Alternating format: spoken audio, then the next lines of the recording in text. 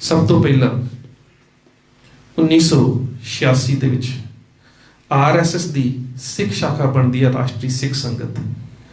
ਪਹਿਲਾ ਪੈਂਫਲੇਟ ਸ਼ਬਦ ਹੈ Sikhs are not a separate nation, they are part and parcel of Hindu society। सन्यासी art press Bathinda तो एक किताब छपती है। हिंदी अनुवाद का शब्द है पंजाब की वर्तमान स्थिति में संघ का दृष्टिकोण। RSS का दृष्टिकोण की है। उस दृष्टिकोण दे विच ਉਹ ਸਾਰੀ ਗੱਲ ਕਰਦੇ ਨੇ ਕਿ ਜਿਹੜੇ ਸਿੱਖ ਨੇ ਹਿੰਦੂ ਧਰਮ ਦਾ ਹਿੱਸਾ ਨੇ।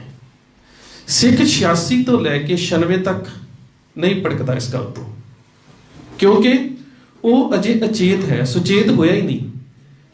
ਪਰ ਜਦੋਂ ਉਹ ਸੁਚੇਤ ਹੁੰਦਾ ਹੈ ਤੇ ਉਦੋਂ ਤੱਕ ਜਿਹੜਾ ਵੀ RSS ਦਾ ਹੁਣ ਤੱਕ ਰੱਜੂ ਭਈਆ ਤੋਂ ਲੈ ਕੇ ਮੋਹਨ ਭਾਗਵਤ ਤੱਕ 4-5 ਮੁਖੀ ਬਦਲ ਜਾਂਦੇ ਨੇ। ਜਿਹੜਾ ਵੀ ਮੁਖੀ ਬਣਦਾ ਹੈ ਹਰ ਵਾਰ ਇੱਕ ਬਿਆਨ ਦਿੰਦਾ ਹੈ ਕਿ ਹਿੰਦੁਸਤਾਨ ਦੀਆਂ ਸਾਰੀਆਂ ਹੀ ਜਿੰਨੀਆਂ ਵੀ ਘੱਟ ਗਿਣਤੀਆਂ ਜਾਂ ਜਾਤੀਆਂ ਨੇ ਉਹ ਹਿੰਦੂ ਧਰਮ ਦਾ ਹਿੱਸਾ ਨੇ। ਦਰਅਸਲ ਜਦੋਂ ਉਹ ਹਿੰਦੂ ਧਰਮ ਕਹਿ ਰਿਹਾ ਹੁੰਦਾ ਨਾ, ਉਹ ਬ੍ਰਾਹਮਣਵਾਦ ਦੀ ਸਰਦਾਰੀ ਨੂੰ ਸਟੈਬਲਿਸ਼ਮੈਂਟ ਕਰ ਰਿਹਾ ਹੁੰਦਾ। ਸਾਡਾ ਪਹਿਲੀ ਵਾਰੀ ਪ੍ਰਤੀਕਰਮ ਜ਼ਿਆਦਾ ਹੁੰਦਾ, ਅਸੀਂ ਰੋਸ ਮੁਜ਼ਾਹਰੇ ਕਰਦੇ ਹਾਂ।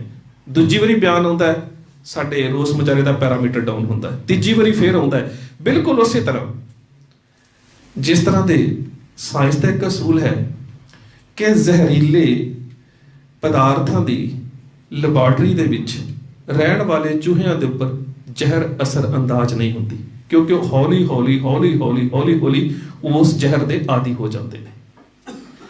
ਇਹੀ ਕੰਮ ਸਾਡੇ ਤੇ ਹੋ ਰਿਹਾ ਹੈ।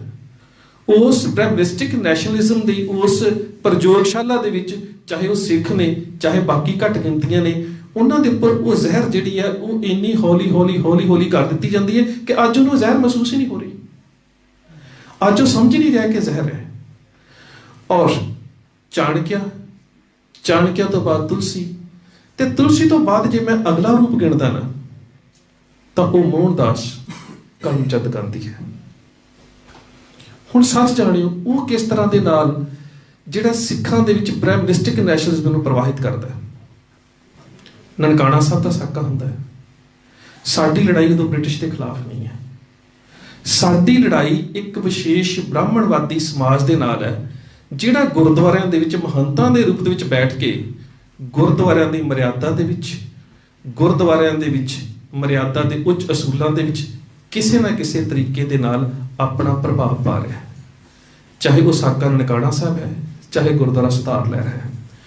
ਗੁਰਦੁਆਰਾ ਸੁਧਾਰ ਲਹਿਰ ਦੇ ਵਿੱਚ ਮਹਾਤਮਾ ਗਾਂਧੀ ਦਾ ਬਿਆਨ ਆਉਣਾ ਤੇ ਇਹ ਸ਼ਾਮਲ ਹੋ ਕੇ ਇਹ ਗੱਲ ਕਹਿਣੀ ਕਿ ਮੈਂ ਸਿੱਖਾਂ ਦੀ ਇਸ ਸ਼ਾਂਤਮਈ ਨੀਤੀ ਤੋਂ ਪ੍ਰਭਾਵਿਤ ਹਾਂ ਤੇ ਸਿੱਖਾਂ ਨੂੰ ਵੀ ਹੁਣ ਨਾ ਮਿਲਵਰਤਨ ਅੰਦੋਲਨ ਦੇ ਵਿੱਚ ਮੇਰਾ ਸਾਥ ਦੇਣਾ ਚਾਹੀਦਾ। ਉਹ ਜਿਹੜੀ ਲੜਾਈ ਬ੍ਰਾਹਮਣਵਾਦ ਦੇ ਖਿਲਾਫ ਹੈ ਉਹ ਸਿੱਖ ਲੀਡਰਸ਼ਿਪ ਦੀ ਸਾਰੀ ਲੜਾਈ ਨੂੰ ਡਾਈਵਰਟ ਕਰ ਦਿੰਦਾ ਬ੍ਰਿਟਿਸ਼ ਦੇ ਖਿਲਾਫ। ਇਹ ਉਸ ਦੀ ਨੀਤੀ ਹੈ। ਸਿੱਖ ਲੀਡਰਸ਼ਿਪ ਨਹੀਂ ਸਮਝ ਪਾਉਂਦੀ ਉਦੋਂ। ਜਿੰਨੀ ਲੜਾਈ ਸਾਡੀ ਗੁਰਦੁਆਰਿਆਂ ਦੇ ਵਿੱਚ ਉਦੋਂ ਬ੍ਰਾਹਮਣਵਾਦ ਦੇ ਖਿਲਾਫ ਹੈ, ਉਹ ਸਾਰੀ ਜਿਹੜੀ ਹੈ ਉਹਦੀ ਦਿਸ਼ਾ ਬਦਲ ਦਿੱਤੀ ਜਾਂਦੀ ਹੈ। ਜਿਹੜਾ ਸਿੱਖ ਕਦੀ ਆਪਣਾ ਰਾਜ ਵਾਚਣ ਕਰਕੇ ਸੰਤਾਪ ਦੇ ਵਿੱਚ ਸੀ, ਉਹ ਹੁਣ ਬ੍ਰਾਹਮਣਵਾਦ ਦੇ ਰਾਜ ਲਈ ਲੜ ਰਿਹਾ।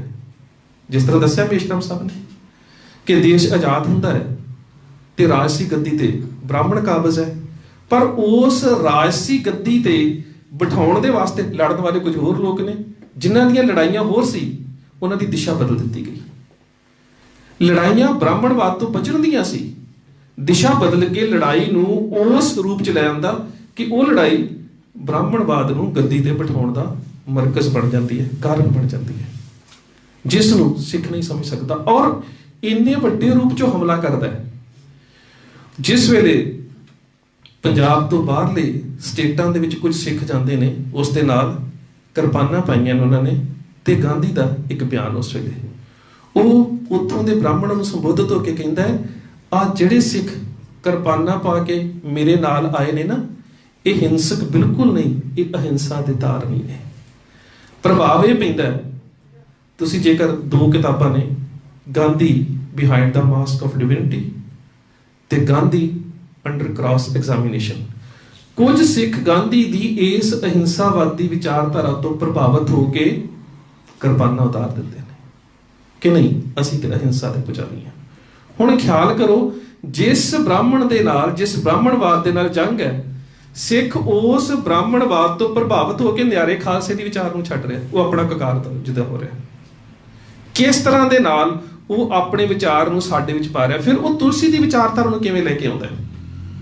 ਉਹ ਕਿੱਥੋਂ ਸ਼ੁਰੂ ਕਰਦਾ ਹੈ? ਪਹਿਲਾ ਹਮਲਾ ਕਰਦਾ ਹੈ ਸਿੱਖ ਵਿਚਾਰਧਾਰਾ ਦੇ ਉੱਪਰ, ਫਿਰ ਬ੍ਰਾਹਮਣਵਾਦ ਖਿਲਾਫ ਲੜਾਈ ਨੂੰ ਉਹ ਆਪਣੇ ਨਾਲ ਜੋੜਦਾ ਹੈ, ਬ੍ਰਾਹਮਣਵਾਦ ਦੇ ਪੱਖ 'ਚ ਬਤਾਉਂਦਾ ਹੈ, ਫਿਰ ਉਹ ਹਮਲਾ ਕਰਦਾ ਹੈ ਸਿੱਖ ਕਕਾਰ ਦੇ ਉੱਪਰ, ਤੇ ਫਿਰ ਉਹਦਾ ਤੀਜਾ ਬਿਆਨ ਆਉਂਦਾ ਹੈ ਕਿ ਸਿੱਖੋ ਹੁਣ ਕਿਰਪਾਨ ਦੀ ਲੋੜ ਨਹੀਂ, ਇਹ ਜੰਗਾਲਿਆ ਹੋਇਆ ਹਥਿਆਰ ਹੈ। ਫਿਰ ਕਕਾਰ ਤੇ ਹਮਲਾ ਹੁੰਦਾ ਹੈ, ਤੇ ਕਕਾਰ ਦੇ ਹਮਲੇ ਤੋਂ ਬਾਅਦ ਅਗਲਾ ਹਮਲਾ ਹੁੰਦਾ ਹੈ ਕਕਾਰਾਂ ਦੇ ਦਾਤੇ ਗੁਰੂ ਗੋਬਿੰਦ ਸਿੰਘ ਮਹਾਰਾਜ ਦੇ ਉੱਪਰ, ਜਦੋਂ ਮਹਾਤਮਾ ਗਾਂਧੀ ਇਹ ਗੱਲ ਕਹਿੰਦਾ ਹੈ ਕਿ ਗੁਰੂ ਗੋਬਿੰਦ ਸਿੰਘ ਇੱਕ ਭੁੱਲੜ ਦੇਸ਼ ਭਗਤ ਸੀ।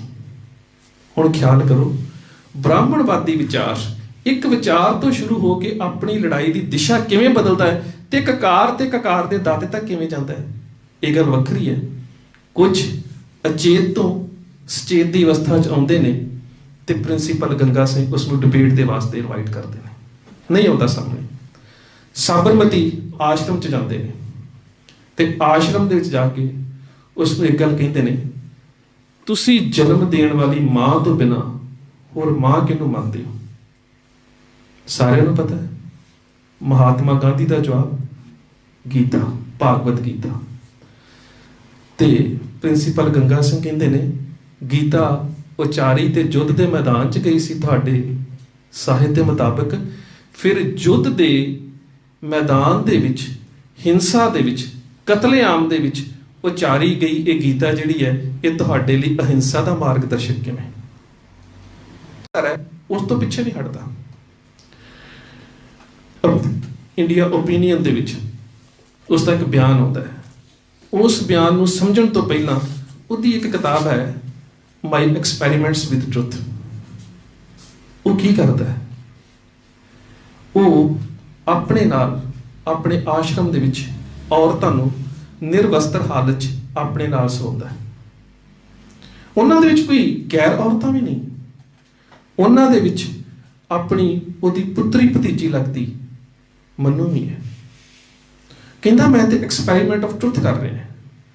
ਔਰ ਭਾਵੇਂ ਕਿ ਉਦੋਂ ਵੱਲਭ ਭਾਈ ਪਟੇਲ ਵੀ ਕਹਿੰਦਾ ਹੈ ਕਿ ਤੇਰੇ ਇਹ ਐਕਸਪੈਰੀਮੈਂਟ ਟਰੁਥ ਜਿਹੜੇ ਨੇ ਨਾ, ਇਹ ਨੈਤਿਕ ਕਦਰਾਂ ਕੀਮਤਾਂ ਤੇ ਪੂਰੇ ਨਹੀਂ ਉਤਰਦੇ, ਪਰ ਇਹ ਸਾਰੇ ਐਕਸਪੈਰੀਮੈਂਟ ਆਫ ਟਰੁਥ ਕਰਨ ਤੋਂ ਬਾਅਦ ਉਹ ਲੋਕਾਂ ਨੂੰ ਸੰਦੇਸ਼ ਕੀ ਦਿੰਦਾ ਹੈ? ਕਹਿੰਦਾ ਹਿੰਦੁਸਤਾਨ ਦੇ ਲੋਕਾਂ ਨੂੰ ਜਾਂ ਤਾਂ ਵਿਆਹ ਕਰਵਾਉਣਾ ਨਹੀਂ ਚਾਹੀਦਾ, ਤੇ ਜੇ ਵਿਆਹ ਕਰਵਾਉਣਾ ਹੈ ਤੇ ਬੱਚੇ ਪੈਦਾ ਨਹੀਂ ਕਰਨੇ ਚਾਹੀਦੇ। ਉਹ ਫਿਰ ਉੱਥੇ ਜਾ ਕੇ ਸੱਟ ਮਾਰਦਾ ਹੈ ਭਗਤ ਜਨ ਜਾਂ ਦਾਤਾ ਜਾਂ ਸੂਰ, ਕਿ ਬਾਕੀ ਘੱਟ ਗਿਣਤੀਆਂ ਵਿਆਹ ਕਿਉਂ ਕਰਾਉਣ? ਇਹ ਅਧਿਕਾਰ ਤਾਂ ਬ੍ਰਾਹਮਣ ਨੂੰ ਹੈ, ਕਿਉਂਕਿ ਬ੍ਰਾਹਮਣ ਦੇ ਜਿਹੜੇ ਵਿਆਹ ਪ੍ਰਣਾਲੀ ਹੈ ਉਹਦੇ 'ਚ ਅਸੁਰ ਵਿਆਹ ਵੀ ਹੈ, ਉਹਦੇ 'ਚ ਗੰਧਰਵ ਵਿਆਹ ਵੀ ਹੈ, ਉਹਦੇ 'ਚ ਨਿਯੋਗ ਪ੍ਰਥਾ ਵੀ ਹੈ, ਉਹਦੇ 'ਚ ਦੇਵ ਵਿਆਹ ਵੀ ਹੈ, ਉਹਦੇ 'ਚ ਵਿਆਹ ਦੀਆਂ ਕਈ ਪ੍ਰਣਾਲੀਆਂ ਨੇ, ਪਰ ਉਹ ਸਿਰਫ ਬ੍ਰਾਹਮਣ ਵਾਸਤੇ ਰਾਖਵੀਆਂ ਨੇ, ਹੋਰ ਕਿਸੇ ਧਰਮ ਵਾਸਤੇ ਨਹੀਂ, ਸਿਰਫ ਬ੍ਰਾਹਮਣ ਦੇ ਵਾਸਤੇ ਰਾਖਵੀਆਂ ਨੇ। ਸੋ ਉਹ ਸਾਰੇ ਆਪਣੇ ਬ੍ਰਾਹਮਣਵਾਦ ਦੀ ਜਿਹੜੀ ਚੋਟ ਹੈ ਉਹ ਸਾਰਿਆਂ ਦੇ ਉੱਪਰ ਮਾਰਦਾ ਹੈ। ਸਮਝਣ ਤੋਂ ਅਣਜਾਣ ਰਹਿੰਦੇ ਆ। ਕਿਉਂ ਅਣਜਾਣ ਰਹਿੰਦੇ ਆ? ਕਿਉਂਕਿ ਗੱਲ ਫਿਰ ਉੱਥੇ ਆ ਜਾਂਦੀ ਹੈ ਕਿ ਉਚੇਤ ਹਾਂ, ਸੁਚੇਤ ਨਹੀਂ ਹੋ ਰਹੇ। ਹੁਣ ਵੀ ਇੰਝ ਹੀ ਹੋ ਰਿਹਾ, ਅਜੇ ਵੀ ਸਾਡੇ 'ਚ ਬ੍ਰਾਹਮਣਵਾਦ ਦਾ ਪ੍ਰਭਾਵ ਬਿਲਕੁਲ ਉਹੀ ਹੈ। ਹੁਣ ਤੁਸੀਂ ਇੱਕ ਗੱਲ ਵੇਖੋ, ਇੰਗਲੈਂਡ ਦੀ ਧਰਤੀ ਦੇ ਉੱਪਰ ਕੈਕਸਟਨ ਹਾਲ ਦੇ ਵਿੱਚ ਡਾਇਰ ਨੂੰ ਕਿਉਂ ਮਾਰਿਆ ਜਾਂਦਾ ਹੈ? ਉਹਦੇ ਪਿੱਛੇ ਇੱਕ ਕਾਰਨ ਹੈ ਕਿ ਜਲਿਆਂਵਾਲੇ ਬਾਗ ਦਾ ਕਤਲੇਆਮ ਊਧਮ ਸਿੰਘ ਬਦਲਾ ਲੈਂਦਾ ਹੈ। 21 ਸਾਲ ਬਦਲੇ ਦੀ ਅੱਗ ਨੂੰ ਆਪਣੇ ਹਿਰਦੇ ਦੇ ਵਿੱਚ ਧੁਖਦੀ ਰੱਖਣਾ ਇੱਕ ਛੋਟਾ ਮਨੁੱਖ ਨਹੀਂ ਕਰ ਸਕਦਾ। ਪਰ ਜਦੋਂ ਉਹ ਬਦਲਾ ਲਿਆ ਜਾਂਦਾ ਹੈ, ਫਿਰ ਜੰਗ ਇੰਡੀਆ ਦੇ ਸਟੇਟਮੈਂਟ ਆਉਂਦੀ ਹੈ ਕਿ ਵਾਇਲੈਂਸ ਦੇ ਨਾਲ ਵਾਇਲੈਂਸ ਨੂੰ ਖਤਮ ਕਰਨਾ ਠੀਕ ਨਹੀਂ। ਬੜੀ ਅਜੀਬ ਗੱਲ ਹੈ। ਕਹਿੰਦਾ ਮੈਂ ਨਿੰਦਾ ਕਰਦਾ ਜੋ ਕੁਝ ਊਧਮ ਸਿੰਘ ਨੇ ਕੀਤਾ। ਨਿੰਦਾ ਕਿਉਂ ਕਰਦਾ ਹੈ? ਕਿਉਂਕਿ ਉਹਦੇ ਸਾਹਮਣੇ ਘੱਟ ਗਿਣਤੀਆਂ ਦਾ ਕਤਲੇਆਮ ਕੋਈ ਅਹਿਮੀਅਤ ਨਹੀਂ ਰੱਖਦਾ। ਉਹਦੇ ਵਾਸਤੇ ਇੱਕ ਬ੍ਰਿਟਿਸ਼ ਆਗੂ ਦਾ ਮਾਰੇ ਜਾਣਾ ਅਹਿਮੀਅਤ ਰੱਖਦਾ ਹੈ। ਹੁਣ ਅਹਿਮੀਅਤ ਕਿਉਂ ਨਹੀਂ ਰੱਖਦਾ? ਅਹਿਮੀਅਤ ਇਸ ਕਰਕੇ ਨਹੀਂ ਰੱਖਦਾ ਕਿਉਂਕਿ ਉਹ ਬਾਰ-ਬਾਰ ਆਪਣੀਆਂ ਸਟੇਟਮੈਂਟਾਂ ਦੇ ਵਿੱਚ, ਚਾਹੇ ਫਸਟ ਵਰਲਡ ਵਾਰ ਦੀ ਗੱਲ ਹੁੰਦੀ ਹੈ, ਚਾਹੇ ਸੈਕੰਡ ਵਰਲਡ ਵਾਰ ਦੀ ਗੱਲ ਹੁੰਦੀ ਹੈ, ਉਹ ਹਮੇਸ਼ਾ ਆਪਣੇ ਵੱਲੋਂ ਹਿੰਦੁਸਤਾਨ ਦੇ ਲੋਕਾਂ ਨੂੰ ਜੰਗ ਦੇ ਵਿੱਚ ਬ੍ਰਿਟਿਸ਼ ਦੇ ਵੱਲੋਂ ਹਿੱਸਾ ਲੈਣ ਦੀ ਬੇਨਤੀ ਕਰਦਾ ਹੈ, ਅਪੀਲ ਕਰਦਾ ਹੈ। ਇਸ ਕਰਕੇ ਜਲਿਆਂਵਾਲੇ ਬਾਗ ਦਾ ਜਿਹੜਾ ਇੰਨਾ ਵੱਡਾ ਕਤਲੇਆਮ ਹੈ, ਉਹਨੂੰ ਉਹ ਇੰਨੀ ਵੱਡੀ ਅਹਿਮੀਅਤ ਨਹੀਂ ਦਿੰਦਾ। ਉਹ ਅਹਿਮੀਅਤ ਦਿੰਦਾ ਹੈ ਡਾਇਰ ਦੇ ਕਤਲ ਨੂੰ ਕਿ ਨਹੀਂ ਇਹ ਮਾੜੀ ਘਟਨਾ ਵਾਪਰੀ ਹੈ। ਉਹ ਉਸ ਕਤਲੇਆਮ ਨੂੰ ਹਿੰਸਾ ਦਾ ਨਾਂ ਦਿੰਦਾ ਹੈ, ਕਹਿੰਦਾ ਹਿੰਸਾ ਦੇ ਨਾਲ ਹਿੰਸਾ ਨੂੰ ਖਤਮ ਨਾ ਕਰੋ। ਕਿਉਂ ਦਿੰਦਾ ਹੈ? ਇਸੇ ਕਰਕੇ ਕਿ ਉਹ ਬ੍ਰਹਮਨਿਸਟਿਕ ਕਲਚਰ ਨੂੰ ਜਿਉਂਦਾ ਰੱਖਣ ਦੇ ਵਾਸਤੇ ਬ੍ਰਿਟੇਨ ਕਲਚਰ ਦੇ ਨਾਲ ਵੀ ਸਾਂਝ ਪਾਉਂਦਾ ਹੈ। ਇਹ ਉਹਦੀ ਮਾਨਸਿਕ ਚਲਾਕੀ ਕਹਿ ਲਓ, ਸ਼ਾਤਰ ਦਿਮਾਗ ਕਹਿ ਲਓ, ਸਿਆਣਪ ਕਹਿ ਲਓ, ਜੋ ਵੀ ਤੁਸੀਂ ਕਹਿਣਾ ਹੈ। ਜਿਸ ਵੇਲੇ 23 ਮਾਰਚ ਨੂੰ ਭਗਤ ਸਿੰਘ ਨੂੰ ਫਾਂਸੀ ਦਿੱਤੀ ਜਾਂਦੀ ਹੈ ਤੇ 20 ਮਾਰਚ ਦੇ ਕਰੀਬ ਕੁਝ ਫਾਈਲਾਂ ਸਾਹਮਣੇ ਆਉਂਦੀਆਂ ਨੇ ਜਿਨ੍ਹਾਂ ਦਾ ਜ਼ਿਕਰ ਹੰਸਰਾਜ ਰਹਿਬਰ ਨੇ ਆਪਣੀ ਕਿਤਾਬ ਗਾਂਧੀ ਬੇਨਕਾਬ 'ਚ ਕੀਤਾ ਹੈ। ਇੱਕ ਹੈ ਗਾਂਧੀ ਇਰਵਨ ਪੈਕਟ। ਗਾਂਧੀ ਇਰਵਨ ਪੈਕਟ ਦੀ ਇੱਕ ਫਾਈਲ ਨੰਬਰ ਹੈ 5/45/1931 KW1। ਉਹ ਜਿਹੜੀਆਂ ਨੇ ਗ੍ਰਹਿ ਮੰਤਰਾਲੇ ਦੀਆਂ, ਬ੍ਰਿਟਿਸ਼ ਗ੍ਰਹਿ ਮੰਤਰਾਲੇ ਦੀਆਂ ਫਾਈਲਸ ਨੇ ਜਿਹੜੀਆਂ ਬਾਅਦ ਵਿੱਚ ਜਨਤਕ ਹੁੰਦੀਆਂ ਨੇ। ਉਸ ਜਨਤਕ ਕੋਈ ਫਾਈਲ ਦੇ ਵਿੱਚ ਇਰਵਨ ਕਹਿੰਦਾ ਕਿ 2 ਦਿਨਾਂ ਬਾਅਦ ਭਗਤ ਸਿੰਘ ਨੂੰ ਫਾਂਸੀ ਤੇ ਚੜਾ ਦੇਣਾ ਸੀ ਤੇ ਆਮ ਲੋਕਾਂ ਦੇ ਵਿੱਚ ਇਹ ਮੰਗ ਉੱਠ ਰਹੀ ਸੀ ਕਿ ਕਿਸੇ ਤਰੀਕੇ ਦੇ ਨਾਲ ਭਗਤ ਸਿੰਘ ਨੂੰ ਫਾਂਸੀ ਤੋਂ ਬਚਾਇਆ ਜਾਵੇ, ਪਰ ਗਾਂਧੀ ਨੇ ਤੇ ਮੇਰੇ ਨਾਲ ਭਗਤ ਸਿੰਘ ਬਾਰੇ ਕੋਈ ਗੱਲਬਾਤ ਹੀ ਨਹੀਂ ਕੀਤੀ। ਅਗਲੀ ਦੂਸਰੀ ਫਾਈਲ ਹੈ 3/33/1931। ਉਹ ਐਮਰਸਨ ਦੀ ਹੈ। ਐਮਰਸਨ ਕਹਿੰਦਾ ਹੈ ਕਿ ਮੈਂ ਗਾਂਧੀ ਨੂੰ ਕਿਹਾ ਕਿ ਜੇ ਭਗਤ ਸਿੰਘ ਨੂੰ ਫਾਂਸੀ ਲੱਗਦੀ ਹੈ ਤੇ ਦੇਸ਼ ਦੇ ਹਾਲਾਤ ਨਹੀਂ ਖਰਾਬ ਹੋਣਗੇ, ਤੇ ਗਾਂਧੀ ਦਾ ਜਵਾਬ ਹੈ ਤੁਸੀਂ ਚਿੰਤਾ ਨਾ ਕਰੋ, ਮੈਂ ਸੰਭਾਲ ਲਵਾਂਗਾ, ਕੁਝ ਨਹੀਂ ਹੋਵੇਗਾ। ਹੁਣ ਇਸ ਮਾਨਸਿਕਤਾ ਨੂੰ ਸਮਝੋ, ਇਸ ਮਾਨਸਿਕਤਾ ਨੂੰ ਸਮਝਣ ਦੀ ਲੋੜ ਹੈ ਕਿ ਸਾਡਾ ਨਾਇਕ ਭਗਤ ਸਿੰਘ ਕਿਉਂ ਬਣਦਾ ਹੈ ਤੇ ਜਿਹੜਾ ਆਮ ਲੋਕਾਂ ਦਾ ਨਾਇਕ ਹੈ, ਜਿਹੜਾ ਉਸ ਵੇਲੇ ਸਮਾਜਵਾਦ ਦੀ ਗੱਲ ਕਰਦਾ ਹੈ, ਉਹ ਬ੍ਰਹਮਨਿਸਟਿਕ ਨੇਚਰ ਨੂੰ ਖਤਮ ਕਿਉਂ ਕਰਨਾ ਚਾਹੁੰਦੀ ਹੈ। ਇਹਨਾਂ ਗੱਲਾਂ ਨੂੰ ਸਮਝਣਾ ਬਹੁਤ ਜ਼ਰੂਰੀ ਹੈ ਕਿਉਂਕਿ ਅੱਜ ਅਹਿੰਸਾਵਾਦ ਦੇ ਨਾਮ ਦੇ ਉੱਪਰ ਬਿੱਪਰਵਾਦੀ ਵਿਚਾਰਧਾਰਾ ਦੇ ਵਰਤਣ ਦੇ ਵਾਸਤੇ ਜਾਂ ਫੈਲਾਉਣ ਦੇ ਵਾਸਤੇ ਸਭ ਤੋਂ ਵੱਧ ਗਾਂਧੀ ਦੀ ਵਿਚਾਰਧਾਰਾ ਦੀ ਵਰਤੋਂ ਕੀਤੀ ਜਾਂਦੀ ਹੈ। ਔਰ ਮਾਫ ਕਰਨਾ, ਜਿਹੜੀ ਉਹ ਵਿਚਾਰਧਾਰਾ ਹੈ, ਹਾਂ ਉਹ ਅਹਿੰਸਾਵਾਦੀ ਹੋਵੇ ਸਾਨੂੰ ਕੋਈ ਇਤਰਾਜ਼ ਨਹੀਂ, ਰਾਸ਼ਟਰਵਾਦੀ ਹੋਵੇ ਸਾਨੂੰ ਕੋਈ ਵਿਚਾਰ ਨਹੀਂ, ਪਰ ਉਹ ਸਾਰੀ ਵਿਚਾਰਧਾਰਾ ਉਹ ਹੈ ਜੋ ਬਿੱਪਰ ਦੀ ਨੀਤੀ ਦੇ ਵਿੱਚੋਂ ਆ ਰਹੀ ਹੈ। ਉਸ ਵਿਚਾਰਧਾਰਾ ਦੇ ਵਿੱਚ ਬਰਾਬਰਤਾ ਨਹੀਂ ਹੈ, ਉਸ ਵਿਚਾਰਧਾਰਾ ਦੇ ਵਿੱਚ ਜਾਤ ਪਾਤ ਹੈ, ਕਿਉਂਕਿ ਜਿਹੜੀ ਗੀਤਾ ਹੈ ਉਹਦਾ ਉਚਾਰਨ ਦਾ ਸੰਬੰਧ ਹੀ ਬ੍ਰਾਹਮਣ ਦੇ ਉਸ ਵਿਰਾਟ ਰੂਪ ਦੇ ਨਾਲ ਹੈ। ਜਦੋਂ ਤੁਸੀਂ ਵਿਰਾਟ ਰੂਪ ਨੂੰ ਸਮਝ ਜਾਂਦੇ ਹੋ ਨਾ, ਫਿਰ ਤੁਸੀਂ ਸੁਚੇਤ ਹੁੰਦੇ ਹੋ, ਫਿਰ ਤੁਹਾਨੂੰ ਪਤਾ ਲੱਗਦਾ ਹੈ ਕਿ ਉਹਦੀ ਹਮਦਰਦੀ ਦੇ ਵਿੱਚ ਕਿਵੇਂ ਦਾ ਦੰਭ ਹੈ, ਉਹਦੇ ਜ਼ੁਲਮ ਦੇ ਵਿੱਚ ਕਿਵੇਂ ਦਾ ਦੰਭ ਹੈ। ਫਿਰ ਸਾਨੂੰ ਸਮਝਿਆ ਜਾਂਦਾ ਹੈ ਤੇ ਉਸ ਨੂੰ ਸਮਝਣ ਦੇ ਵਾਸਤੇ ਸਾਨੂੰ ਗੁਰਦੇਵ ਪਾਤਸ਼ਾਹ ਕਹਿੰਦੇ ਨੇ ਵਿਪਰਨ ਕੀ ਰੀਤ ਤੋਂ ਮੁਕਤ ਹੋਣਾ ਹੈ। ਦੂਜੇ ਪਾਸੇ ਬ੍ਰਾਹਮਣਵਾਦੀ ਵਿਚਾਰਧਾਰਾ ਉਹ ਕਹਿੰਦਾ ਕਦਾਪੀ ਮਰਿਆਦਾ ਨਾ ਛੇਦ ਤੇ, ਇਹ ਵਿਚਾਰਧਾਰਾ ਛੱਡਣੀ ਨਹੀਂ ਹੈ, ਗੁਰੂ ਕਹਿੰਦੇ ਮੁਕਤ ਹੋਣਾ। ਹੁਣ ਅੱਜ ਅਸੀਂ ਮੁਕਤ ਕਿਉਂ ਨਹੀਂ ਹੋ ਪਾ ਰਹੇ? ਸਾਡੀ ਮਾਨਸਿਕਤਾ ਦੇ ਵਿੱਚੋਂ ਬ੍ਰਾਹਮਣਵਾਦ ਨਹੀਂ ਜਾ ਰਿਹਾ। ਮੈਂ ਇੱਕ ਉਦਾਹਰਨ ਦਿੰਦਾ, ਕਿਸੇ ਵੀ ਸਿੱਖ ਵੀਰ ਨੂੰ ਕਹੋ ਨਾ ਕਿ ਜਦੋਂ ਅਸੀਂ ਅਖੰਡ ਪਾਠ ਸਾਹਿਬ ਕਰਦੇ ਸੀ ਨਾਰੀਅਲ ਨਹੀਂ ਰੱਖਣਾ, ਉਹਦਾ ਬੜਾ ਇੱਕ ਵਾਜਬ ਜਿਹਾ ਜਵਾਬ ਹੁੰਦਾ, ਕਿਉਂ ਰੋਕਦੇ ਹੋ? ਨਾਰੀਅਲ ਕਿਹੜੇ ਬ੍ਰਾਹਮਣ ਦੇ ਪੈਰਾਂ ਨੂੰ ਲੱਗਦੇ ਆ?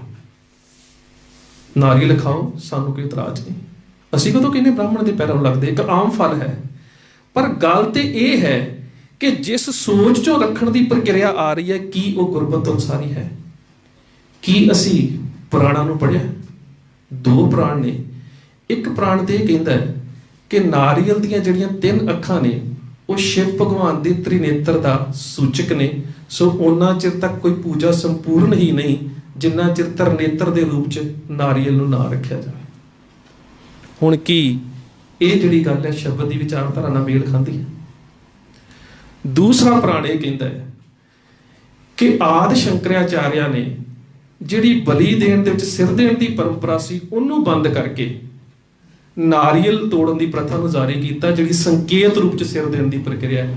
ਖਾਲਸੇ ਦੀ ਸਿਰਜਣਾ ਦੇ ਵਿੱਚ, ਨਿਰੂਪਣ ਦੇ ਵਿੱਚ ਇਹ ਵੀ ਵਿਚਾਰਧਾਰਾ ਮੇਲ ਨਹੀਂ ਖਾਂਦੀ, ਕਿਉਂਕਿ ਸਾਡੀ ਤਾਂ ਸਪਸ਼ਟ ਗੱਲ ਹੈ ਕਿ ਗੁਰਦੇਵ ਪਾਤਸ਼ਾਹ, ਕਲਗੀਧਰ ਪਾਤਸ਼ਾਹ ਜਦੋਂ ਕਹਿੰਦੇ ਨੇ ਸਿਰ ਦੀ ਲੋੜ ਹੈ, ਤੇ ਸਾਡੀ ਵਿਚਾਰਧਾਰਾ ਦਾ ਪੱਖ ਸ਼ੁਰੂ ਹੀ ਉੱਥੋਂ ਹੁੰਦਾ, ਜੋ ਤੋਂ ਪ੍ਰੇਮ ਖੇਲਣ ਕਾ ਚਾਹੋ ਸਿਰ ਧਰ ਤਲੀ, ਉੱਥੇ ਨਾਰੀਅਲ ਲੈ ਕੇ ਚੱਲਣ ਦੀ ਤਾਂ ਗੱਲ ਕੀਤੀ ਨਹੀਂ ਗਈ।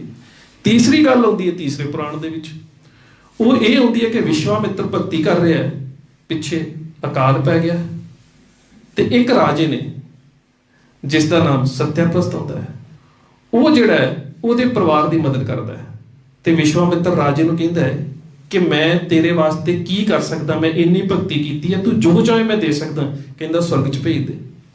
ਉਹ ਉਸ ਰਾਜੇ ਨੂੰ ਸਵਰਗ ਦੇ ਵਿੱਚ ਭੇਜਦਾ ਹੈ ਤੇ ਇੰਦਰ ਸਵਰਗ ਦਾ ਰਾਜਾ ਹੈ, ਉਹਨੂੰ ਪਤਾ ਲੱਗ ਜਾਂਦਾ ਹੈ ਕਿ ਸਵਰਗ ਦੇ ਵਿੱਚ ਹੋਰ ਕੋਈ ਐਂਟਰ ਕਰਨ ਲੱਗਾ।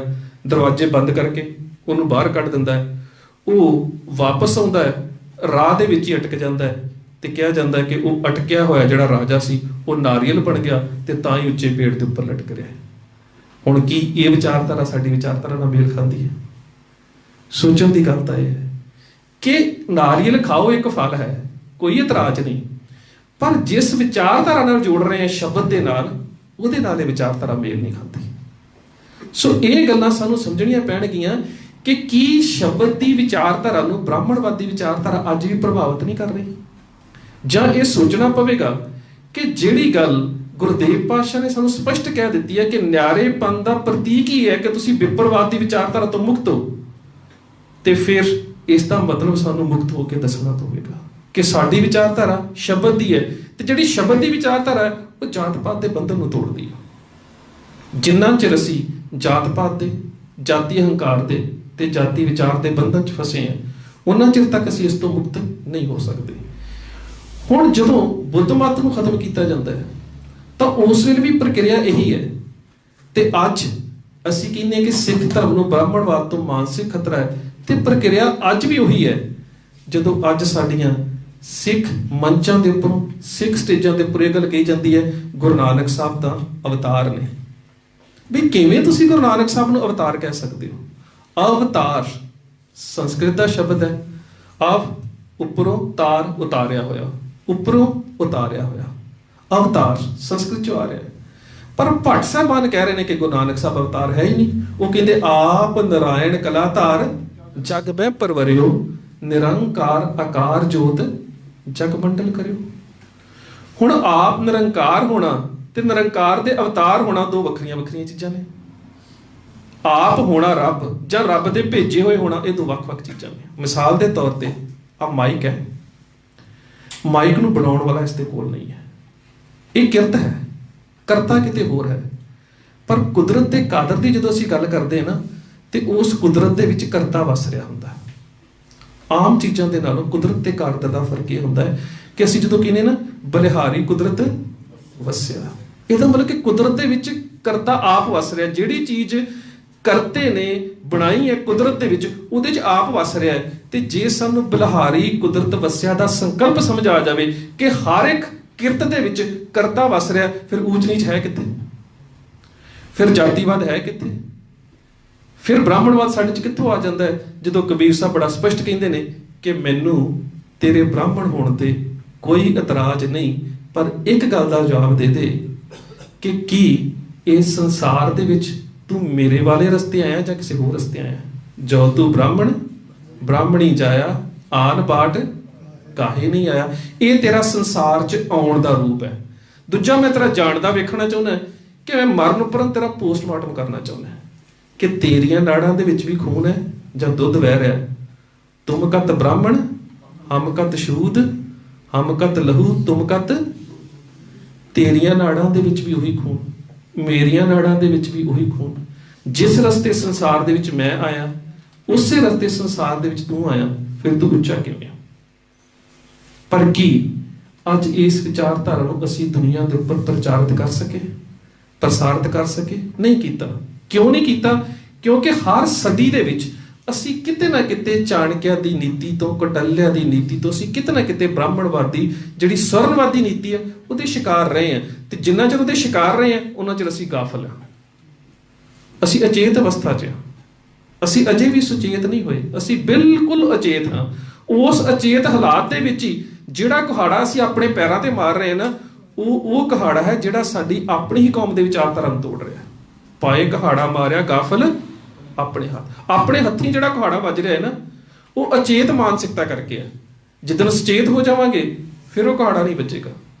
ਜਿੱਦਣ ਸੁਚੇਤ ਹੋਵਾਂਗੇ ਨਾ, ਉਦੋਂ ਫਿਰ ਸਾਡੀ ਜ਼ੁਬਾਨ ਤੇ ਇਹ ਸ਼ਬਦ ਆਏਗਾ, ਭਰਮ ਭੇਖ ਤੇ ਰਹੇ ਨਿਆਰਾ ਸੋ ਖਾਲਸ ਸਤਿਗੁਰੂ ਹਮਾਰਾ। ਉਹਨਾਂ ਚਿਰ ਨਹੀਂ ਆਵੇਗਾ, ਕਿਉਂਕਿ ਅਜੇ ਅਸੀਂ ਅਚੇਤ ਹਾਂ। ਅਜੇ ਅਸੀਂ ਬ੍ਰਾਹਮਣਵਾਦੀ ਇਸ ਨੀਤੀ ਨੂੰ ਸਮਝ ਹੀ ਨਹੀਂ ਰਹੇ ਕਿ ਕਿਸ ਤਰੀਕੇ ਦੇ ਨਾਲ ਸਾਡੇ ਸੰਸਕਾਰਾਂ ਨੂੰ, ਸਾਡੇ ਵਿਚਾਰਾਂ ਨੂੰ ਤੇ ਸਾਡੇ ਨਿਆਰੇਪਨ ਦੇ ਅਹਿਸਾਸ ਨੂੰ ਖਤਮ ਕੀਤਾ ਜਾ ਰਿਹਾ। ਲੜਾਈ ਤਾਂ ਸਾਡੀ ਬ੍ਰਾਹਮਣਵਾਦ ਦੇ ਨਾਲ ਇਹੀ ਹੈ। ਭਾਈਚਾਰਕ ਤੌਰ ਤੇ, ਇਨਸਾਨੀਅਤ ਦੇ ਤੌਰ ਤੇ ਸਾਡਾ ਕਿਸੇ ਨਾਲ ਕੋਈ ਵੈਰ ਨਹੀਂ। ਜਿਹੜੀ ਜੰਗ ਹੈ ਉਹ ਵਿਚਾਰਾਂ ਦੀ ਹੈ ਕਿ ਜਿਹੜੇ ਸਾਡੇ ਵਿਚਾਰ ਨੇ ਉਹ ਬਰਾਬਰੀ ਦੀ ਗੱਲ ਕਰਦੇ ਨੇ, ਜਿਹੜੇ ਉਹਦੇ ਵਿਚਾਰ ਨੇ ਇਹ ਨਾ ਬਰਾਬਰੀ ਦੀ ਗੱਲ ਕਰਦੇ ਨੇ। ਉਹ ਜਾਤੀ ਅਹੰਕਾਰ ਦੀ ਗੱਲ ਕਰਦੇ ਨੇ, ਅਸੀਂ ਜਾਤੀਵਾਦ ਤੋਂ ਮੁਕਤ ਸਮਾਜ ਦੀ ਗੱਲ ਕਰਦੇ ਹਾਂ। ਇਹੀ ਤੇ ਵਿਚਾਰਾਂ ਦੀ ਜੰਗ ਹੈ। ਔਰ ਇਸ ਵਿਚਾਰ ਦੀ ਜੰਗ ਦੇ ਵਿੱਚ ਮਾਫ ਕਰਨਾ, ਅਫਸੋਸ ਦੇ ਨਾਲ ਕਹਿਣਾ ਪੈਂਦਾ, ਅਸੀਂ ਹਾਰਦੇ ਜਾ ਰਹੇ ਹਾਂ। ਇਸ ਕਰਕੇ ਹਾਰਦੇ ਜਾ ਰਹੇ ਹਾਂ ਕਿਉਂਕਿ ਕਿਤੇ ਨਾ ਕਿਤੇ ਸਾਡੀ ਮਾਨਸਿਕਤਾ ਬ੍ਰਾਹਮਣਵਾਦੀ, ਸਵਰਨਵਾਦੀ ਵਿਚਾਰਧਾਰਾ ਤੋਂ ਪ੍ਰਭਾਵਿਤ ਹੈ। ਨਹੀਂ ਤੇ ਸੱਚ ਜਾਣਿਓ, ਜਦੋਂ ਸਾਡੇ ਸਾਹਮਣੇ ਇੱਕ ਮਿਸਾਲ ਹੈ ਕਿ ਜਿਹੜਾ ਬ੍ਰਾਹਮਣਵਾਦ ਹੈ ਉਹ ਸਟਰਕਚਰ ਵੀ ਤੋੜਦਾ ਹੈ ਤੇ ਸਕ੍ਰਿਪਚਰ ਵੀ ਤੋੜਦਾ ਹੈ। ਉਹ ਹਮੇਸ਼ਾ ਦੋ ਚੀਜ਼ਾਂ ਨੂੰ ਤੋੜਦਾ ਹੈ। ਉਹ ਕਿਸੇ ਵੀ ਗੈਰ ਬ੍ਰਾਹਮਣਵਾਦੀ ਕੌਮ ਦੇ ਸਾਹਿਤ ਨੂੰ ਵੀ ਤੋੜਦਾ ਹੈ ਤੇ ਸਰੂਪ ਨੂੰ ਵੀ ਤੋੜਦਾ ਹੈ। ਮੈਂ ਤੁਹਾਨੂੰ ਇੱਕ ਉਦਾਹਰਨ ਦਿੰਦਾ, ਜ਼ਿਆਦਾ ਜਾਣਦੇ ਹੋਣਗੇ ਵਿਰਦੀ ਸਾਹਿਬ। ਬੁੱਧਿਜ਼ਮ ਦੇ ਵਿੱਚ ਇੱਕ ਥਿਊਰੀ ਹੈ, white elephant and grey elephant. Gurbani ਦੇ ਵਿੱਚ ਇੱਕ ਸ਼ਬਦ ਹੁੰਦਾ ਹੈ ਕਿ ਮਨ ਕੁੰਚਰ ਹੈ, ਸ਼ਬਦ ਅੰਕੁਸ਼ ਹੈ। ਮਨ ਨੂੰ ਸਾਧਨ ਦਾ ਜਿਹੜਾ ਰੂਪ, ਪ੍ਰਤੀਕਾਤਮਕ ਰੂਪ 'ਚ ਬੁੱਧ ਸਾਡੇ ਸਾਹਮਣੇ ਰੱਖਦੇ ਨੇ ਨਾ, ਉਹ ਕਹਿੰਦੇ ਨੇ ਕਿ ਮਨ ਕੁੰਚਰ ਹੈ, ਹਾਥੀ ਹੈ। ਇਹ ਕਾਲਾ ਹਾਥੀ ਹੈ। ਜਿਉਂ-ਜਿਉਂ ਤੁਹਾਡੇ ਵਿਚਾਰ ਸ਼ੁੱਧ ਹੁੰਦੇ ਜਾਂਦੇ ਨੇ ਇਹ ਚਿੱਟਾ ਹੁੰਦਾ ਜਾਂਦਾ ਹੈ। ਇਸੇ ਕਰਕੇ ਤੁਸੀਂ ਅੱਜ ਤੋਂ 70 ਕੁ ਸਾਲ ਪਿੱਛੇ ਚਲੇ ਜਾਓ ਤੇ ਜਿੰਨੇ ਵੀ ਬੁੱਧ ਦੇ ਮੰਦਿਰ ਨੇ ਉਹਨਾਂ ਦੇ ਬਾਹਰ ਤੁਹਾਨੂੰ ਸਫੇਦ ਹਾਥੀ ਦਾ ਸਟੈਚੂ ਨਜ਼ਰ ਆਵੇਗਾ। ਅੰਦਰ ਬੁੱਧ ਦਾ ਬੁੱਧ ਹੋਵੇ ਨਾ ਹੋਵੇ, ਬਾਹਰ ਉਹ ਹੋਵੇਗਾ। ਕਿਉਂ? ਸਭ ਤੋਂ ਅੰਦਰ ਜਾਣ ਦੀ, ਉਸ ਬੁੱਧ ਦੀ ਫਿਲਾਸਫੀ ਦੇ ਵਿੱਚ ਪ੍ਰਵੇਸ਼ ਕਰਨ ਦੀ ਸ਼ਰਤ ਹੀ ਇਹੀ ਹੈ ਕਿ ਮਨ ਨੂੰ ਵਿਕਾਰਾਂ ਤੋਂ ਮੁਕਤ ਕਰਨਾ ਹੈ। ਅੱਜ ਮੈਂ ਇਹਨਾਂ ਨੂੰ ਅੱਗੇ ਵੀ ਬੇਨਤੀ ਕੀਤੀ ਸੀ, ਥਾਈਲੈਂਡ ਜਾ ਕੇ ਵੇਖੋ, ਹਿੰਦੁਸਤਾਨ ਦੇ ਵਿੱਚ ਜਾ ਕੇ ਵੇਖੋ। ਬ੍ਰਾਹਮਣ ਨੇ ਸੋਚਿਆ ਕਿ ਨਹੀਂ, ਪਹਿਲਾਂ ਤਾਂ ਮੈਂ ਬੁੱਧ ਦੇ ਬੁੱਧ ਨੂੰ ਸਟੈਬਲਿਸ਼ ਕੀਤਾ, ਵਿਚਾਰ ਤੋਂ ਤੋੜ ਕੇ ਮੈਂ ਮੂਰਤੀ ਦੇ ਨਾਲ ਜੋੜਿਆ ਲੋਕਾਂ ਨੂੰ, ਤੇ ਮੂਰਤੀ ਦੇ ਅੱਗੇ ਫਿਰ ਮਨ ਨੂੰ ਸਾਫ਼ ਕਰਨ ਦੀ ਅਵਸਥਾ ਹੈ। ਤੇ ਸੱਚ ਜਾਣਿਓ, ਜੇ ਮਨ ਸਾਫ਼ ਹੋ ਗਿਆ ਤੇ ਫਿਰ ਬ੍ਰਾਹਮਣਵਾਦੀ ਵਿਚਾਰਧਾਰਾ ਤੇ ਸੱਟ ਵੱਜਦੀ ਹੈ। ਅੱਜ ਬੁੱਧ ਦੇ ਹਰ ਮੰਦਿਰ ਦੇ ਸਾਹਮਣੇ, ਚਾਹੇ ਉਹ ਥਾਈਲੈਂਡ ਦੇ ਮੰਦਿਰ ਨੇ, ਚਾਹੇ ਇੰਡੀਆ ਦੇ ਮੰਦਿਰ ਨੇ, ਗਣੇਸ਼ ਦਾ ਬੁੱਤ ਹੈ ਹਾਥੀ ਦੇ ਰੂਪ 'ਚ। ਚਿੱਟਾ ਹਾਥੀ ਚੁੱਕਿਆ ਗਿਆ, ਗਣੇਸ਼ ਹੈ। ਕਿਉਂ? ਕਿਉਂਕਿ ਬ੍ਰਾਹਮਣਵਾਦ ਦੇ ਜਿੰਨੇ ਵੀ ਪੁਰਾਣਿਕ ਸਾਹਿਤਿਕ ਰੂਪ ਨੇ ਉਹ ਸਾਰੇ ਕਹਿੰਦੇ ਨੇ ਕਿ ਕਿਸੇ ਵੀ ਕੰਮ ਨੂੰ ਆਰੰਭ ਕਰਨਾ ਹੈ ਤਾਂ ਸ਼੍ਰੀ ਗਣੇਸ਼। ਆਮ ਤੁਸੀਂ ਵੇਖਦੇ ਹੋ ਕਿ ਇਸ ਕੰਮ ਦਾ ਸ਼੍ਰੀ ਗਣੇਸ਼ ਕੀਤਾ ਹੈ, ਕਿਉਂਕਿ ਉਹਨਾਂ ਦੇ ਵਿੱਚ ਕਿਹਾ ਜਾਂਦਾ ਹੈ ਕਿ ਦੇਵਾਂ ਦਾ ਦੇਵ ਭਗਵਾਨ ਗਣੇਸ਼ ਹੈ, ਇਹ ਦੇਵਾਂ ਦਾ ਦੇਵ ਹੈ ਤੇ ਇਹਦੀ ਪੂਜਾ ਤੋਂ ਬਿਨਾਂ ਕੋਈ ਵੀ ਕੰਮ ਸ਼ੁਰੂ ਨਹੀਂ ਹੋ ਸਕਦਾ। ਤੇ ਉਹ ਬੁੱਧਿਜ਼ਮ ਦੇ ਸਟਰਕਚਰ ਦੇ ਉੱਪਰ ਕਿਵੇਂ ਸੱਟ ਮਾਰਦਾ ਹੈ ਕਿ ਇਹਨੂੰ ਮੱਥਾ ਟੇਕਣ ਤੋਂ ਬਿਨਾਂ ਤੂੰ ਬੁੱਧ ਤੱਕ ਕਿਵੇਂ ਪਹੁੰਚ ਸਕਦਾ ਹੈ। ਇਹ ਉਹਦੀ ਸਟਰਕਚਰ ਦੇ ਉੱਪਰ ਚੋਟ ਹੈ। ਫਿਰ ਉਸ ਸਕ੍ਰਿਪਚਰ ਦੇ ਉੱਪਰ ਚੋਟ ਮਾਰਦਾ ਹੈ। ਉਹਨੂੰ ਸੋਚਦਾ ਕਿ ਸਿੱਖ ਅਜੇ ਸ਼ਬਦ ਦੇ ਨਾਲ ਜੁੜਿਆ ਹੈ। ਸਿੱਖ ਜਦੋਂ ਸ਼ਬਦ ਨਾਲ ਜੁੜਿਆ ਹੈ ਤਾਂ ਉਹ ਸ਼੍ਰੀ ਗਣੇਸ਼ ਨਹੀਂ ਕਰ ਰਿਹਾ। ਉਹ ਕੀ ਕਰ ਰਿਹਾ ਹੈ? ਉਹ ਆਪਣੇ ਹਰ ਕਾਰਜ ਦੀ ਆਰੰਭਤਾ ਕਰ ਰਿਹਾ ਹੈ ਆਨੰਦ ਸਾਹਿਬ ਤੋਂ। ਉਹਦੇ ਘਰ ਬੱਚਾ ਜਨਮ ਲੈਂਦਾ ਹੈ ਤਾਂ ਵੀ ਆਨੰਦ ਸਾਹਿਬ, ਬੱਚੇ ਦਾ ਵਿਆਹ ਹੁੰਦਾ ਹੈ ਤਾਂ ਵੀ ਆਨੰਦ ਸਾਹਿਬ, ਬੱਚੇ ਦੇ ਘਰ ਅੱਗੋਂ ਬੱਚੇ ਹੁੰਦੇ ਨੇ ਤਾਂ ਵੀ ਆਨੰਦ ਸਾਹਿਬ, ਮੌਤ ਹੋ ਜਾਂਦੀ ਹੈ ਤਾਂ ਵੀ। ਉਹਨੂੰ ਇੰਝ ਲੱਗਾ ਕਿ ਸ਼੍ਰੀ ਗਣੇਸ਼ ਦਾ ਜਿਹੜਾ ਵਿਚਾਰਧਾਰਕ ਪੱਖ ਹੈ ਉਹ ਤੇ ਕਮਜ਼ੋਰ ਪੈਂਦਾ ਜਾ ਰਿਹਾ, ਟੁੱਟਦਾ ਜਾ ਰਿਹਾ। ਫਿਰ ਉਹ ਸਕ੍ਰਿਪਚਰ ਦੇ ਉੱਪਰ ਹਮਲਾ ਕਰਦਾ ਹੈ। ਉਹ ਕੀ ਕਹਿੰਦਾ ਹੈ? ਕਹਿੰਦਾ ਤੀਸਰੇ ਪਾਤਸ਼ਾਹ ਦੇ ਘਰ ਜਦੋਂ ਪੋਤਰੇ ਨੇ ਜਨਮ ਲਿਆ ਨਾ ਤੇ ਉਹਦੀ ਸ਼ਕਲ ਬਿਲਕੁਲ ਗਣੇਸ਼ ਵਰਗੀ ਸੀ। ਉਹ ਗਣੇਸ਼ ਦਾ ਅਵਤਾਰ ਜਿਹੜਾ ਸੀ ਉਸਨੇ ਜਨਮ ਲਿਆ, ਇਸ ਕਰਕੇ ਉਹਦਾ ਨਾਮ ਆਨੰਦ ਰੱਖਿਆ ਗਿਆ। ਤੇ ਜਿਹੜਾ ਸਿੱਖ ਆਨੰਦ ਸਾਹਿਬ ਪੜ੍ਹਦੇ ਨੇ ਇਹ ਗਣੇਸ਼ ਪੂਜਾ ਕਰਦੇ ਨੇ ਹਰ ਕੰਮ ਤੋਂ ਪਹਿਲਾਂ। ਸੋ ਉਹਨੇ ਸਟਰਕਚਰ ਵੀ ਤੋੜਿਆ, ਉਹਨੇ ਸਕ੍ਰਿਪਚਰ ਵੀ ਤੋੜਿਆ। ਇੱਕ ਸਦੀ 'ਚ ਬੋਧੀ ਨਾ ਸਮਝ ਸਕੇ, ਅੱਜ ਦੀ ਸਦੀ 'ਚ ਸਿੱਖ ਨਹੀਂ ਸਮਝ ਪਾ ਰਿਹਾ ਕਿ ਵਿਚਾਰਧਾਰਾ ਦੇ ਉੱਪਰ ਕਿੰਨਾ ਵੱਡਾ ਹਮਲਾ ਕੀਤਾ ਜਾ ਰਿਹਾ। ਕਿਸੇ ਨੂੰ ਸਟਰਕਚਰ ਦੇ ਰੂਪ 'ਚ ਖਤਮ ਕੀਤਾ ਹੈ, ਕਿਸੇ ਨੂੰ ਸਕ੍ਰਿਪਚਰ ਦੇ ਰੂਪ 'ਚ ਖਤਮ ਕੀਤਾ। ਹੋ ਰਿਹਾ ਇਹ ਖਤਮ। ਬ੍ਰਾਹਮਣਵਾਦੀ ਵਿਚਾਰਧਾਰਾ ਤੋਂ ਪ੍ਰਭਾਵਿਤ ਹੁੰਦੇ ਜਾ ਰਹੇ ਹਨ ਕਿਉਂਕਿ ਇਹ ਵਿਚਾਰਧਾਰਾ ਦੇ ਪੱਖ ਜਿਹੜੇ ਨੇ ਇੰਨੀ ਸੂਖਮਤਾ ਦੇ ਨਾਲ ਸਾਡੀ ਮਾਨਸਿਕਤਾ ਦੇ ਵਿੱਚ ਪ੍ਰਵੇਸ਼ ਕਰਾਏ ਜਾਂਦੇ ਨੇ। ਸਾਨੂੰ ਇੰਝ ਲੱਗਦਾ ਕਿ ਨਹੀਂ ਇਹ ਤਾਂ ਸਾਡੇ ਧਰਮ ਦੇ ਅੰਸ਼ ਨੇ।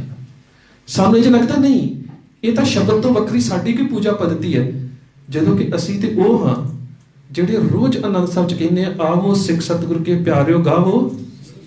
ਤੇ ਜਿਹੜੀ ਸੱਚੀ ਬਾਣੀ ਹੈ ਉਹਦਾ ਸੋਮਾ ਕੀ ਹੈ? ਧੁਰ ਕੀ ਬਾਣੀ ਆਈ ਤਿਨ ਸਗਲੀ ਚਿੰਤ ਮਿਟਾਈ। ਜਿਹਦਾ ਸੋਮਾ ਧੁਰ ਹੈ, ਜਿਹਦਾ ਸੋਮਾ ਅਕਾਲ ਹੈ, ਜਿਹੜੀ ਸੱਚੀ ਹੈ, ਉਹਦੇ ਵਿੱਚ ਹੋਰ ਕੋਈ ਪੂਜਾ ਦੀ ਜਗ੍ਹਾ ਕਿਹੜੀ ਰਹਿ ਜਾਂਦੀ ਹੈ? ਨਾ ਉਹਦੇ 'ਚ ਬੁੱਤ ਪ੍ਰਸਤੀ ਰਹਿ ਜਾਂਦੀ ਹੈ, ਨਾ ਉਹਦੇ 'ਚ ਇਨਸਾਨ ਪ੍ਰਸਤੀ ਰਹਿ ਜਾਂਦੀ ਹੈ। ਉਹਦੇ ਸਿਰਫ ਇੱਕ ਰੂਪ ਰਹਿ ਜਾਂਦਾ ਹੈ ਕਿ ਉਸ ਬਾਣੀ ਦੇ ਸਮੁੱਚੇ ਅਮਲ ਨੂੰ ਜਦੋਂ ਤੁਸੀਂ ਦੁਨੀਆ ਤੇ ਲੈ ਕੇ ਆਉਂਦੇ ਹੋ ਨਾ, ਤੇ ਫਿਰ ਜਿਹੜਾ ਮਾਨਸਿਕਤਾ ਦੇ 'ਚ ਰਾਜ ਦਾ ਖਾਕਾ ਸਿਰਜਿਆ ਜਾਂਦਾ, ਉਹਨੂੰ ਕਿਹਾ ਜਾਂਦਾ ਬੇਗਮਪੁਰਾ ਸ਼ਹਿਰ ਕੋ ਨਾਉ ਦੁਖ ਅੰਦੋ ਨਾ ਹੀ ਤੇ ਠਾਓ, ਨਾ ਤਸਵੀਸ ਖਿਰਾਜ਼ ਨਾ ਮਾਲ ਖੌਫ ਨਾ ਖਤਾ ਨਾ ਤਰਸ ਜਵਾਲ। ਇਵੇਂ ਦਾ ਰਾਜ ਹਰ ਇੱਕ ਮਨੁੱਖ ਚਾਹੁੰਦਾ ਹੈ ਨਾ। ਇੱਥੇ ਨਾ ਖੱਤਰੀ ਦੀ ਗੱਲ ਹੈ, ਨਾ ਬ੍ਰਾਹਮਣ ਦੀ ਗੱਲ ਹੈ, ਨਾ ਵੈਸ਼ ਦੀ ਗੱਲ ਹੈ, ਨਾ ਸ਼ੂਦਰ ਦੀ ਗੱਲ ਹੈ।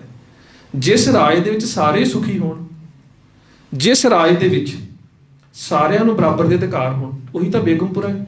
ਉਹਨੂੰ ਹਲੇਮੀ ਰਾਜ ਕਹਿ ਲਈਏ, ਉਹਨੂੰ ਅਬਚਲ ਨਗਰ ਕਹਿ ਲਈਏ, ਪਰ ਇਸ ਰਾਜ ਤੋਂ ਬ੍ਰਾਹਮਣਵਾਦ ਨੂੰ ਖਤਰਾ ਹੈ ਹਮੇਸ਼ਾ।